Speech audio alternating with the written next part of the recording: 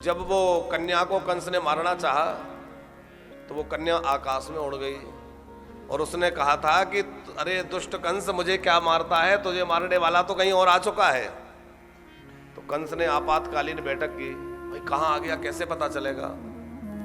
किसी ने कहा कि जितने छोटे छोटे बच्चे हैं सबको मरवा दिया जाए, अभी वो ज्यादा बड़ा नहीं हुआ, छोटे बच्चा तो होगा, समाप्त हो जाएगा।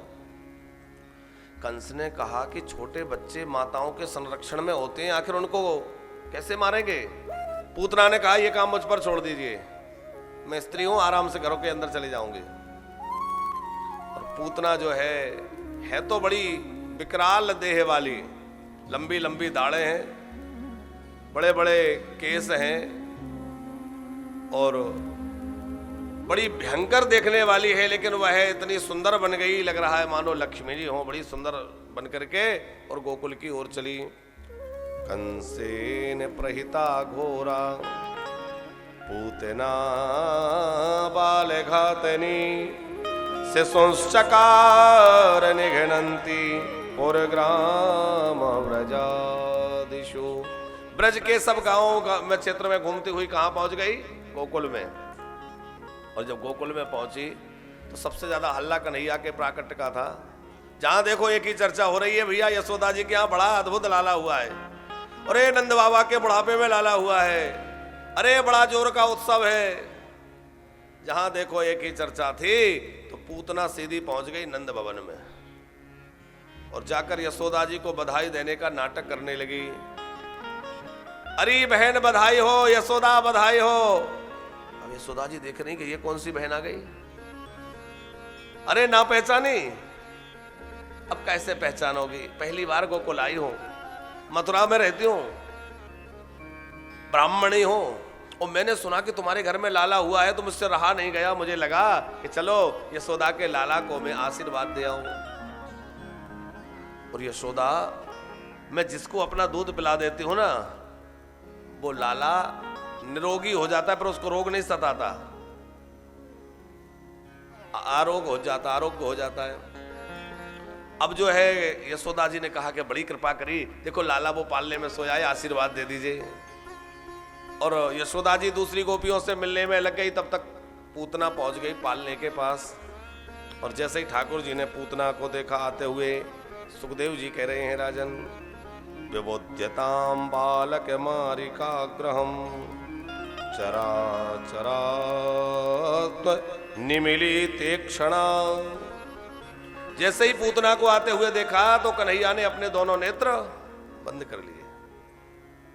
अब कन्हैया ने नेत्र क्यों बंद कर लिए, इसके लिए अलग अलग संतों ने अलग अलग भाव दिए हैं कि नेत्र क्यों बंद कर लिए। तो एक संत कहते हैं इसलिए नेत्र बंद कर लिए होंगे, सोच रहे होंगे मैं तो आया था माखन मिश्री खाने, अभी ना माखन चखा ना मिश्री, और ये राक्षसी आ गई जहर पिलाने के लिए। तो जहर पीने का अभ्यास तो मुझे बिल्कुल भी नहीं है, तो जहर कौन पिएगा? बोले जहर पीने का अभ्यास भोले बाबा को बहुत बढ़िया है। भोले बाबा ने पहले भी पिया, कल हम लोग सुन रहे थे ना, समुद्र मंथन से जहर निकला, तो भोले बाबा ने पी लिया। तो मानो नेत्र बंद करके भोले बाबा को बुला रहे होंगे कि आ जाओ, जहर आप पी लेना और दूध मैं पी लूंगा।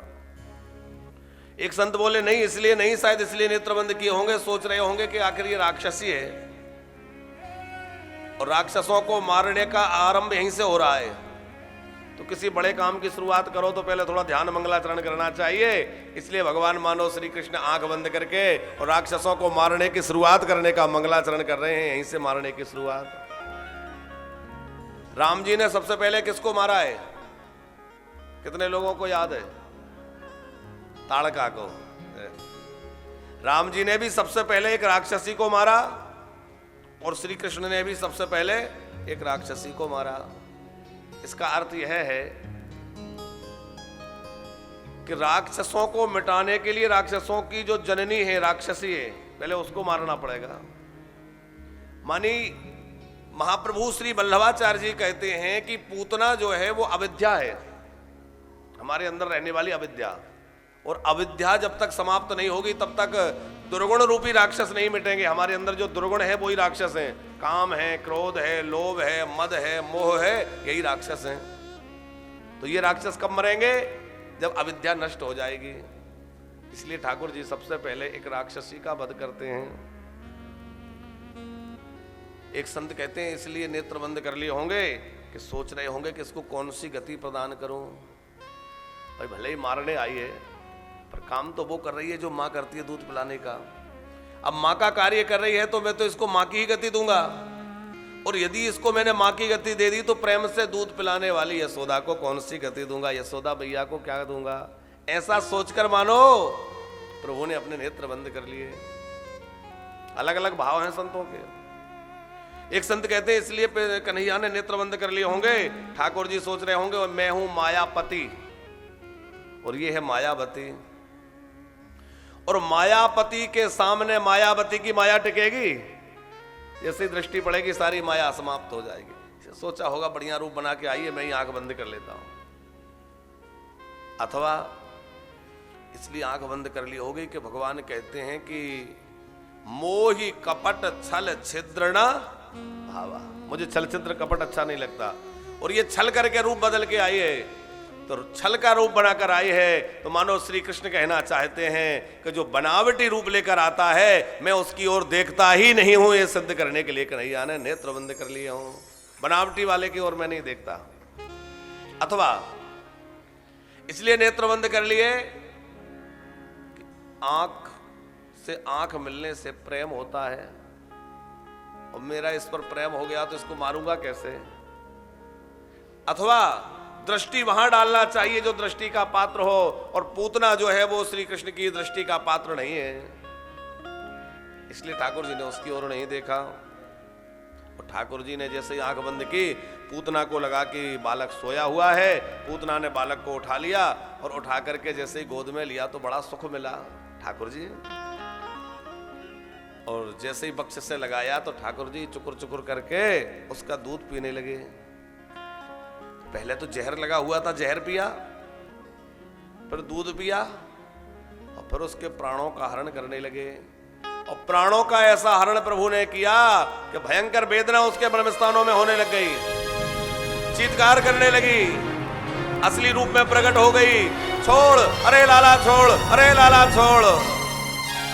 अभी कन्हैया मात्र 6 दिन के हैं, और पूतना के अंक में जो कन्हैया जी ठाकुर जी हैं 6 ही दिन के हैं, और वो क्या कह रहे हैं, मौसी जी हम जल्दी किसी को पकड़ते नहीं हैं, और एक बार जिसको पकड़ लें फिर उसको छोड़ते नहीं है, फिर तो कल्याण करके ही छोड़ते हैं। ठाकुर जी ने जो है उसके प्राणों का हरण किया, और प्राणों को खींच लिया भगवान ने। पूतना निष्प्राण हुई और धाम से जाकर के गिरी, और गोविंदाय नमो नमः।